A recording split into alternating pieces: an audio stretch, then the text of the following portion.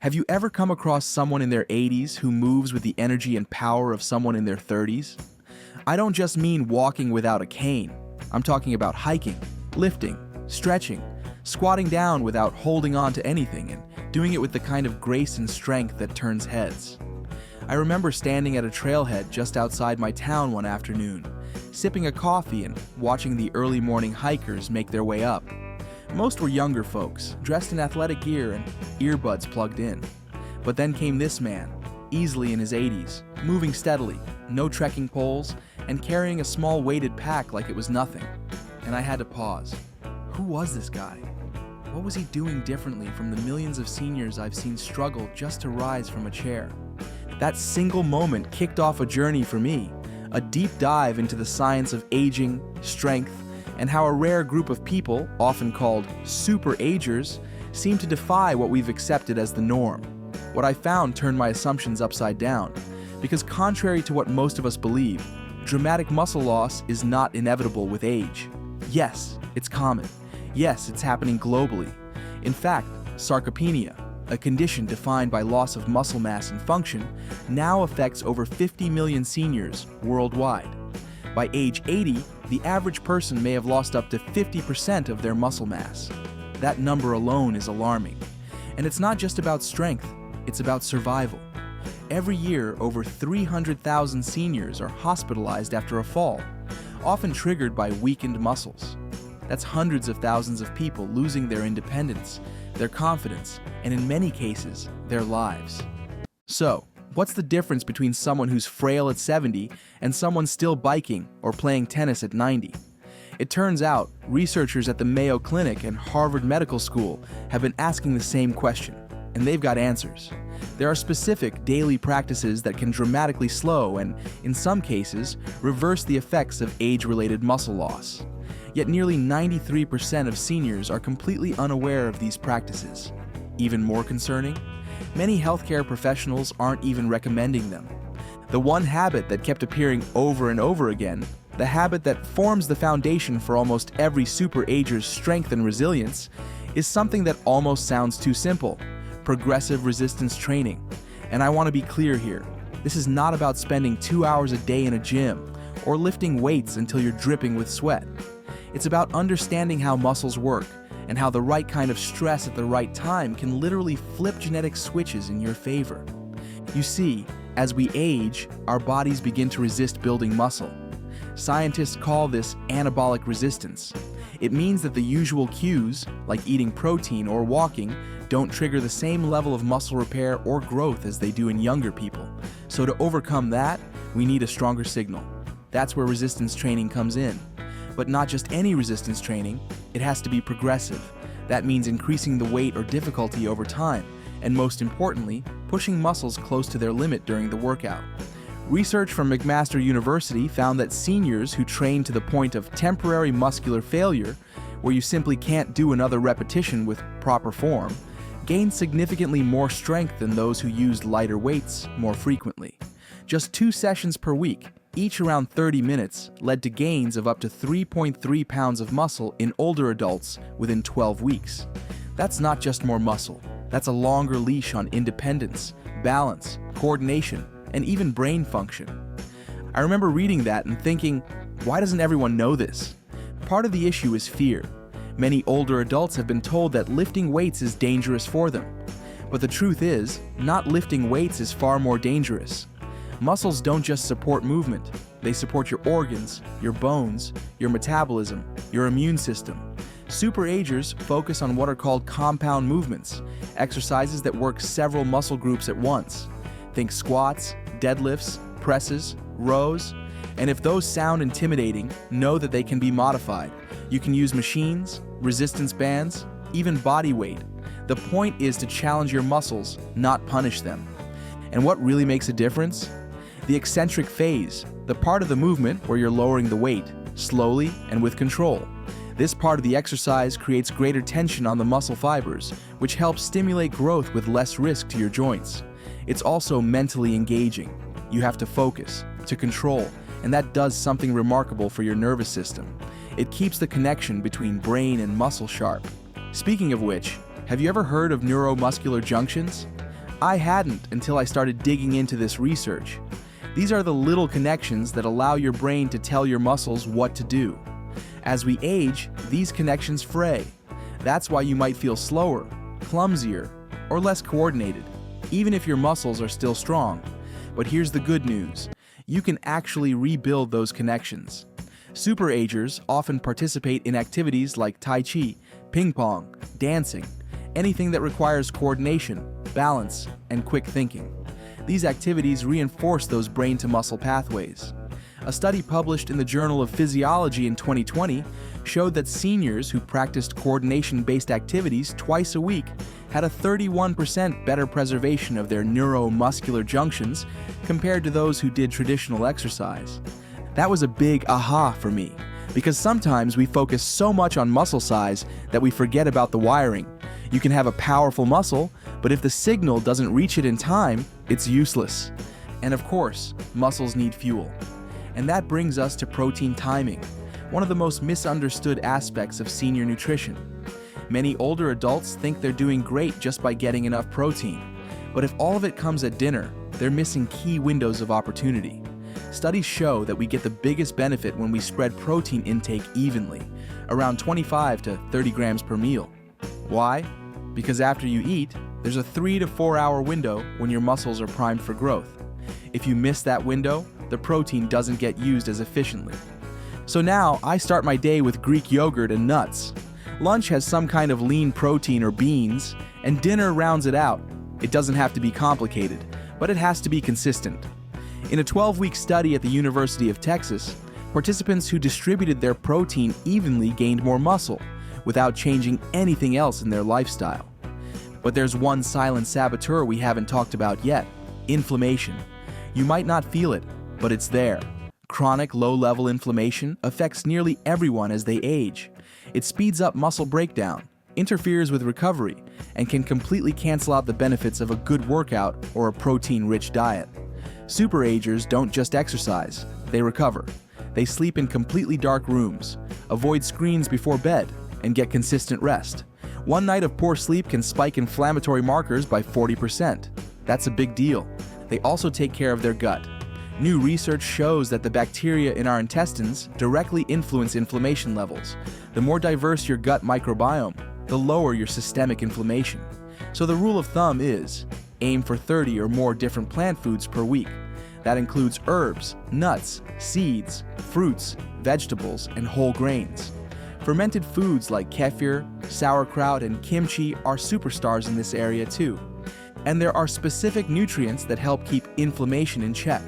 Omega-3 fatty acids, for example, are like a balm for your cells. I try to eat fatty fish twice a week, and I also supplement with high-quality fish oil. Curcumin from turmeric and polyphenol-rich foods like berries, green tea, and olive oil also pack a powerful anti-inflammatory punch. One study in the American Journal of Clinical Nutrition found that combining these elements could reduce inflammation markers by up to 29% in just 12 weeks. Another piece of the puzzle is vitamin D. I used to associate it only with bone health, but I was shocked to learn that vitamin D plays a direct role in muscle protein synthesis. Your muscles have vitamin D receptors, and when those receptors are activated, they trigger growth. But here's the catch. Aging skin produces 50% less vitamin D from sunlight, and most seniors are deficient. The ideal blood level is over 40 nanograms per milliliter, but most older adults are below 20. That's not just low, it's deficient. The standard recommendation of 600 IU daily? It's way too low. Researchers suggest most seniors need 2,000 to 4,000 IU daily to reach optimal levels. Of course, get your levels tested first, but don't ignore this one. Superagers also pair vitamin D with vitamin K2, which helps ensure calcium goes to the bones, not the arteries. Micronutrients also deserve a spotlight. Everyone talks about protein and carbs, but what about magnesium, creatine, and vitamin B12? Magnesium is involved in over 300 enzymatic reactions in the body, many related to muscle function. More than 70% of seniors are deficient. Foods like dark leafy greens, nuts, seeds, and dark chocolate help. I also take magnesium glycinate, which is gentle and well absorbed. Then there's creatine. Once thought of as a bodybuilder supplement, Creatine has been shown to help seniors increase muscle mass, strength, and even brain performance. I take 3 to 5 grams daily, and the difference in energy and recovery is noticeable. Vitamin B12 is another biggie. As we age, we absorb less of it, especially if we take medications like metformin or acid reducers. I switched to methylcobalamin, the active form, and I've seen improvements in focus, muscle control, and energy. Even trace minerals like zinc, selenium, and chromium play critical roles in muscle metabolism and insulin sensitivity. Seniors who maintain healthy levels of these minerals retain up to 22% more muscle mass over 5 years, according to Harvard research. That's substantial. Superagers often get tested for micronutrient levels and tailor their supplementation to their needs. No guessing games. Now here's where things get even more fascinating. I started asking myself, how did we get here? Why is it that over 90% of people my age and older aren't hearing about these simple, powerful tools? And when I looked into it, I found a huge gap between what the research says and what most doctors recommend. It's not that doctors don't care, it's that many of them are still relying on outdated models of aging, or they're so focused on managing disease that they forget to talk about prevention, especially prevention at the muscular and cellular level. And yet, studies from Harvard, the Mayo Clinic, the Buck Institute, these are not fringe sources. They've been showing for years now that aging can be slowed dramatically through daily habits that stimulate the right genetic pathways. There's even a term for it, hormesis. That's the process where the body becomes stronger by responding to small doses of stress. Not overwhelming stress, but just enough to make the system adapt. Think of it like how a vaccine works. You introduce a small, controlled challenge to the body, and in return, the body gets better at protecting itself. That same principle applies to muscle. Superagers use something called hormetic stressors every single day. Practices that may seem uncomfortable at first, but that push their bodies to stay resilient. One of the most impressive? Cold exposure. It doesn't have to be extreme. Finishing a shower with 30 to 60 seconds of cold water or stepping into a cold plunge triggers something amazing. The activation of brown fat, a special kind of fat that burns energy, protects muscles, and even helps generate new mitochondria, the powerhouses of our cells. I tried this myself, just ending my morning shower on cold. At first, it was awful, but after a week, I felt invigorated, more alert, and oddly enough, stronger. That's not just a feeling.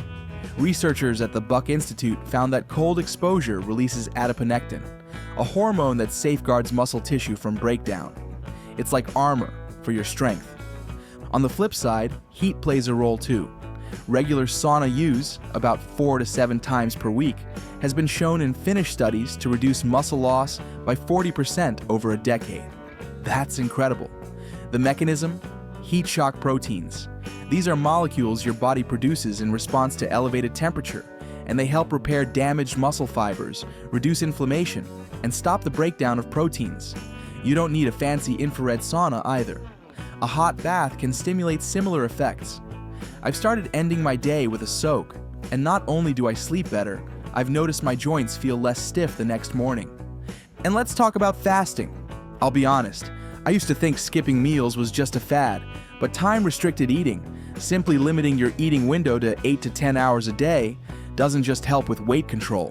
It activates something called autophagy, a natural process where your cells clean out damaged components and regenerate stronger. The Salk Institute found that in just 12 weeks of time-restricted eating, muscle mitochondrial function improved by up to 10%, regardless of weight loss.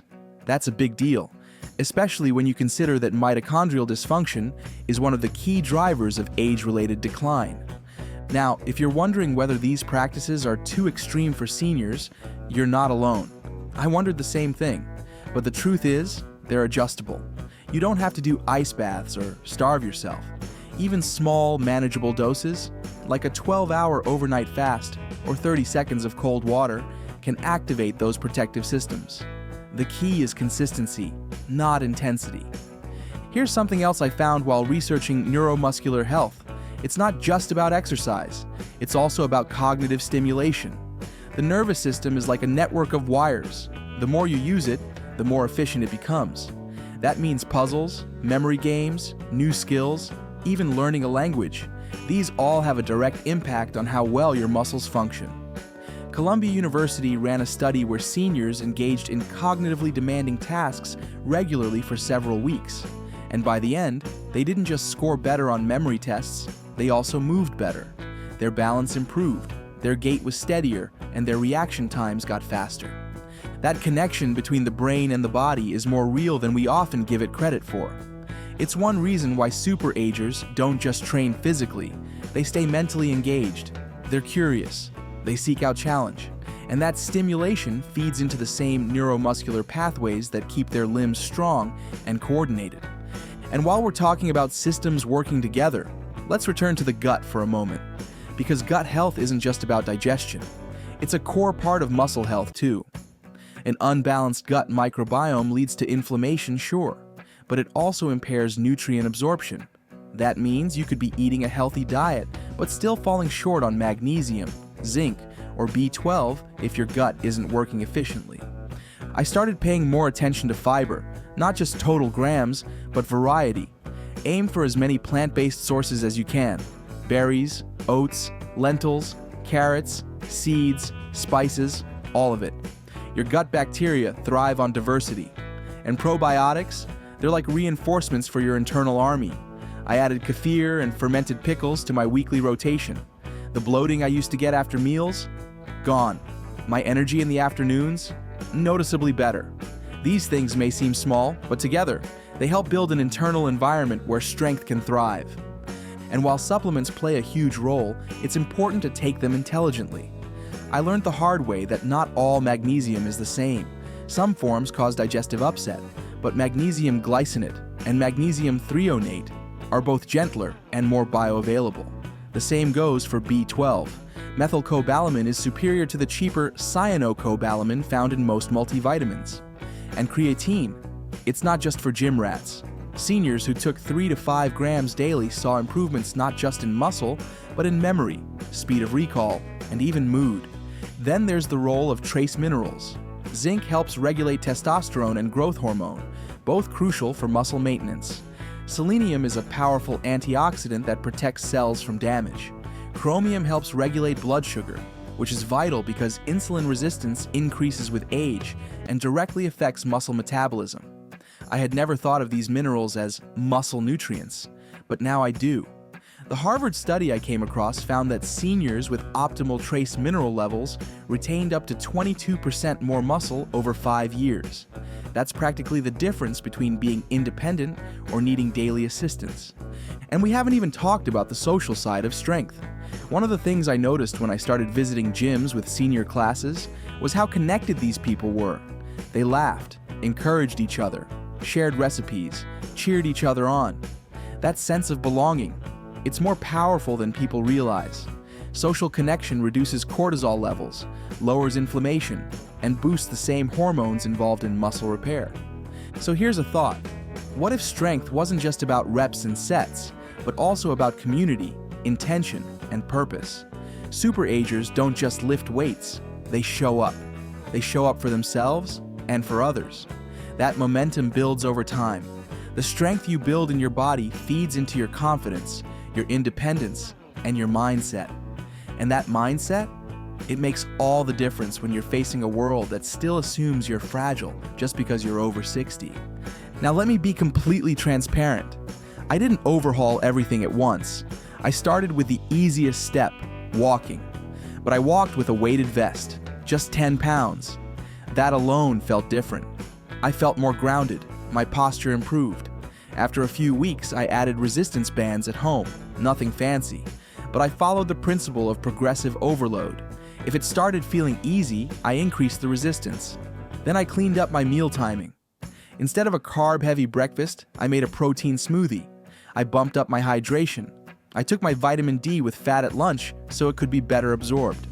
And slowly, without massive upheaval, I started to feel stronger. Not just physically, but emotionally. There's something empowering about realizing you have influence over your aging process. And that's what this whole journey taught me. Strength isn't just something you lose with age, it's something you can rebuild. One smart, intentional habit at a time. So if you're sitting there thinking it's too late, or too hard, or too complicated, I promise you, it's not. Start with one thing. Maybe it's 10 bodyweight squats each morning. Maybe it's going for a walk after lunch. Maybe it's getting your vitamin D levels checked. You don't have to do it all at once, but do something, because doing something builds momentum, and that momentum becomes strength. And the strength, it becomes freedom. Freedom to move through your day without fear. Freedom to stay independent, to chase after your grandkids, to keep doing the things that make you feel alive. That kind of freedom isn't handed to us. It's built, one habit at a time. Which brings me to what I really want to leave you with. Yes, aging happens. But frailty? That part is optional. The daily choices we make, what we eat, how we move, how we rest, how we challenge our bodies and brains, those choices shape our future. And while every one of these habits helps, if I had to choose just one, the cornerstone, the anchor, the habit that pulls all the others together, it's progressive resistance training. Because that one action doesn't just maintain your muscle, it activates your metabolism, balances your hormones, supports your bones, and even boosts your mental health. It's not just about getting strong, it's about staying independent, mobile, and confident. Start small. Use resistance bands. Work with a trainer if needed. Just challenge your muscles regularly. And remember, it's never too late. Your body is always listening. It's just waiting for you to give it a reason to grow again. If this inspired you in any way, I'd love to hear from you. Drop a comment below. Tell me where you're watching from and which habit you're going to try first. Know someone in their 70s or 80s who's stronger than ever? Share their story. It might inspire someone else. Don't forget to give this video a thumbs up, subscribe for more science-based strategies for aging strong, and hit the notification bell so you don't miss what's coming next.